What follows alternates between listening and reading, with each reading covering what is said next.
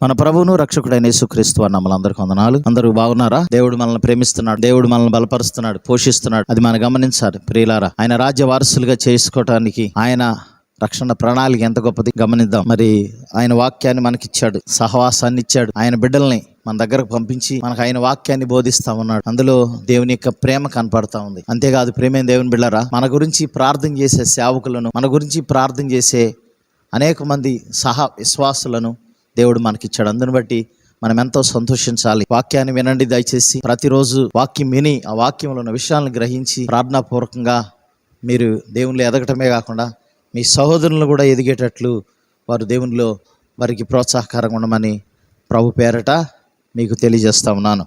ఈరోజు కృపావాక్యమును ధ్యానించుకుందాం. ప్రియమైన దేవుని బిడ్డలారా, ఈరోజు వాక్యాంశము ప్రభువును అన్ని విషయములలో సంతోషపెట్టుట. ప్రభువును అన్ని విషయములలో ప్రియమైన దేవుని బిడ్డలారా, దేవుని లేఖనాలను మనం పరిశీలిద్దాం. కొలస్సీయులకు రాసిన పత్రిక 1వ అధ్యాయము 9వ వచనం నుండి చదువుకుందాం. అందుచేత ఈ సంగతి వినిన నాటి నుండి మేమును మీ నిమిత్తము ప్రార్థన చేయటం మానక మీరు సంపూర్ణ జ్ఞానమును ఆత్మ సంబంధమైన వివేకము గలవారును ఆయన చిత్తమును పూర్ణముగా గ్రహించిన వారునై ప్రతి సత్కార్యములో సఫలలగుచు దేవుని విషయమైన జ్ఞానమందు అభివృద్ధి పొందుచు అన్ని విషయములలో ప్రభువును సంతోషపెట్టునట్లు ఆయనకు తగినట్లుగా నడుచుకున్న వాళ్ళని ఆనందంతో కూడిన పూర్ణమైన ఓర్పును దీర్ఘశాంతమును కనపరచునట్లు ఆయన మహిమ శక్తిని బట్టి పూర్ణ బలముతో బలపరచబడవలనని తేజోవాసులైన పరిశుద్ధుల స్వాస్థ్యములో పాలువారు మగుటకు మనల్ని పాత్రలుగా చేసిన తండ్రికి మీరు కృతజ్ఞతలు చెల్లింపాలని దేవుని బతిమాలుచున్నాము. ప్రియమైన దేవుని బిడ్డలారా,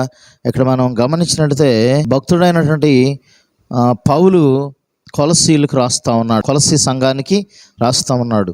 పౌలు 14 పత్రికలు రాశాడని మనం చూసాం. మరి పౌలు రాసిన పత్రికల్లో విశ్వాసులకి ఎంతో ప్రోత్సాహకరంగా ఉన్నాయి, విశ్వాసులను ఎంతో బలపరుస్తూ. ప్రియులారా, ఆయన అనేక ప్రాంతాలకు కొన్ని వేల కిలోమీటర్లు మరి విశ్రమించకుండా ప్రయాణం చేసి పరిచర్య చేశారు. నిజంగా ఆయన పరిచర్య అంత గొప్పది. కొత్త నిబంధన గ్రంథంలో ప్రభావి తర్వాత అంత గొప్ప ఉన్నతమైన పరిచర్య చేసిన వారిని మనం ఎక్కడ చూడం. ప్రియమైన దేవుని బిడ్డలారా, మంచి ఓపిక కలిగిన వాడు కాబట్టి ఆయన వారిని నడిపించడమే కాకుండా ఏం చెప్తా ఉన్నాడు, ధైర్యపరుస్తూ ఉన్నాడు. ఏమంటున్నాడంటే వారి గురించి ప్రార్థన చేస్తూ ఉన్నాడు. మానక రాత్రింబాగళ్ళు పడ్డానని అంటాడు. మరి ప్రియమైన దేవుని బిడ్డలారా, నిజంగానే ఆయన ప్రాక్టికల్గా ప్రభువు ఏదైతే చెప్పారో అది చేసినట్లు భక్తుడైనటువంటి పౌలు కూడా ఆ రీతిగా ఆయన చేస్తూ వచ్చాడు. అక్కడ అంటాడు, ప్రియమైన దేవుని బిడ్డలారా, మీరు ఫలిస్తూ ఉన్నారు అని అంటాడు 6వ వచనంలో. ఈ స్వార్థ సర్వలోకంలో ఫలించుచు వ్యాపించుచున్నట్టుగా మీరు దేవుని కృపను గూర్చి విని సత్యముగా గ్రహించిన నాటి నుండి మీలో సైతం ఫలించుచు వ్యాపించుచున్నది అని అంటున్నాడు కదా. చూడండి ప్రియమైన దేవుని బిడ్డలారా, దేవుని ఇక వాక్యం ఏదైతే ఉందో ఆ వాక్యం ద్వారా మీరందరూ కూడా ఫలిస్తున్నారని చాలా సంతోషిస్తూ ఉన్నాడు.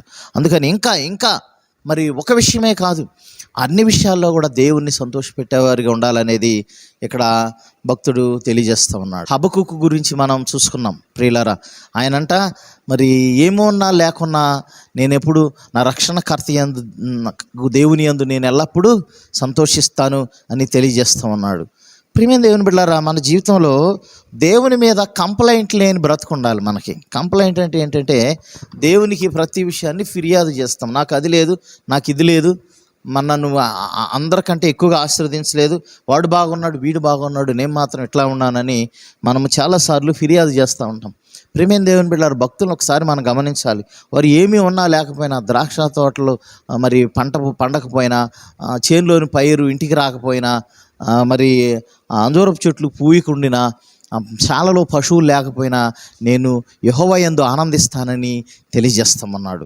సో ఈ భక్తుడిని మనం చూసినట్టే మరి నిజంగా ప్రభువుని సంతోషపెట్టేవాడిగా ఉన్నాడు. ప్రియమైన దేవుని బిడ్డలారా, వ్యర్థమైన దుఃఖకరమైనటువంటి నీచ కార్యములను, దుష్ట కార్యములను మనం చేసినప్పుడు ప్రభు దుఃఖపడతారు. ప్రభు ఎప్పుడు సంతోషిస్తారు? ప్రభు చిత్తానుసారంగా జీవించినప్పుడే ప్రభు సంతోషిస్తారు కదా. నిజంగా పౌలుని బట్టి దేవుడు గొప్పగా సంతోషించాడని నేను అనుకుంటూ ఉన్నాను. ఎందుకని మరి ఆయన చాలా విషయాలు తెలియజేస్తూ ఉన్నాడు. ఇక ఇదే కొలసీల ఆశ్రమ 1వ అధ్యాయంలోనే 28వ వచనంలో అంటాడు, ప్రతి మనుషుని క్రీస్తునందు సంపూర్ణునిగా చేసి ఆయన ఎదుట నిలబెట్టవలనని సమస్త విధమైన జ్ఞానంతో మేము ప్రతి మనుషునికి బుద్ధి చెప్పుచు ప్రతి మనుషునికి బోధించుచు ఆయనను ప్రకటించుచున్నాము అంటున్నాడు. చూడండి, ఈయన కార్యాలు ఏంటండి?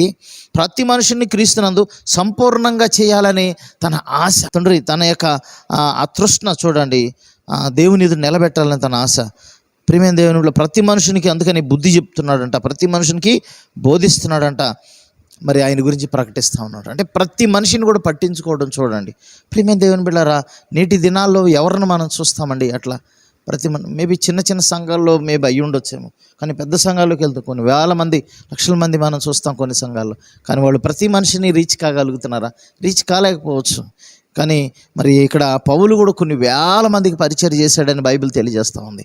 మరి ప్రతి మనిషిని కూడా టచ్ చేసి ప్రతి మనిషిని కూడా సంపూర్ణంగా చేయటం అంటే మరి ఎంత సమయాన్ని ప్రభు కొరకు కేటాయిస్తూ ఉన్నాడు. కాబట్టి నిజంగా ప్రభువుని సంతోషపెట్టేవాడిగా పౌలు ఉన్నాడు. ఆ రీతిగా మనం కూడా అన్ని విషయాల్లో, ప్రియులారా, అన్ని విషయాల్లో ప్రభువును సంతోషపెట్టేవారుగా ఉండాలి.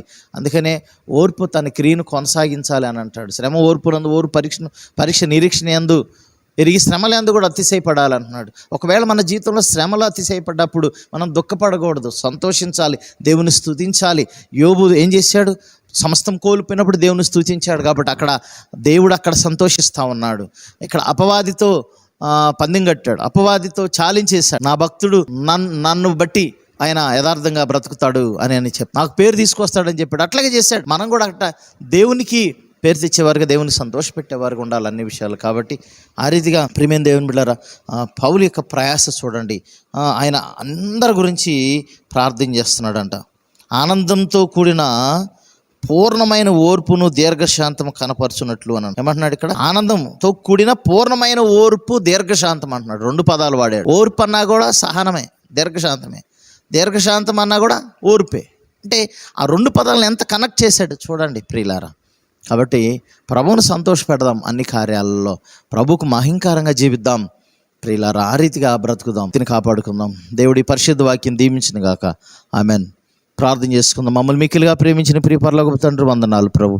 అవునయ్యా, అనేక మార్లు మిమ్మల్ని దుఃఖపెట్టేవారిగా ఉన్నాం, కానీ మిమ్మల్ని సంతోషపెట్టేవారిగా లేము. క్షమించండి అయ్యా.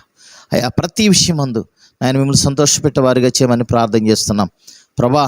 మేము ఈ లోక విషయాల్లో అవి సంపాదించాలి, ఇవి సంపాదించాలి అని ప్రయాసపడతాము, కానీ ప్రభా మీ సన్నిధిలో ప్రార్థన చేసి ప్రభా మీ వాక్యం విషయంలో లేకపోతే శ్రద్ధ కలిగి ఉండి, సంఘం విషయంలో శ్రద్ధ కలిగి ఉండటం మేము చాలాసార్లు నిర్లక్ష్యం చేస్తూ ఉంటాం. క్షమించండి. ఆ విషయాల్లో అప్పుడు మీరు దుఃఖపడతారు. కాబట్టి నాయన, ఆయా పరిశుద్ధాత్మను దుఃఖపరిచేవారుగా కాకుండా నాయన ఇదిగో సంతోషపెట్టేవారుగా మమ్మల్ని చేయండి, బలపరచమని మీ సన్నిధి మాకు తోడుగుంచండి. మా ప్రియులను కూడా బలపరచమని ఆ రీతిగా మరి దీవించండి. ఈ వాక్య వెలుగులో వారి జీవితాలు సరిచేసుకుని ముందు కొనసాగటం కొరకు చూపించమని, సత్యక్రియలు ఎందు ఆసక్తి కలిగిన ప్రతి వారిని లేవనెత్తి బలపరచమని యేసు పరిశుద్ధనామం అడిగి వేడుకుని ప్రార్థన చేస్తున్నాం తండ్రి. ఆమేన్. మన తండ్రి అయిన దేవుని ప్రేమ ప్రభువైన యేసుక్రీస్తు వారి కృప పరిశుద్ధాత్మ సహవాసం చైర్మన్కును సకల పరిశుద్ధులకును ఎల్లప్పుడూ తోడే నడిపించును గాక. ఆమేన్. అందరికీ వందనాలు ప్రియమైన దేవుని బిడ్డలారా. God bless you all. దేవుడు మీ అందరిని కూడా దీవించి ఆశీర్వదించి బలపరచును గాక. మరే కొత్త కాలాన్ని మనందరం కలుసుకుందాం. అందరికీ వందనాలు.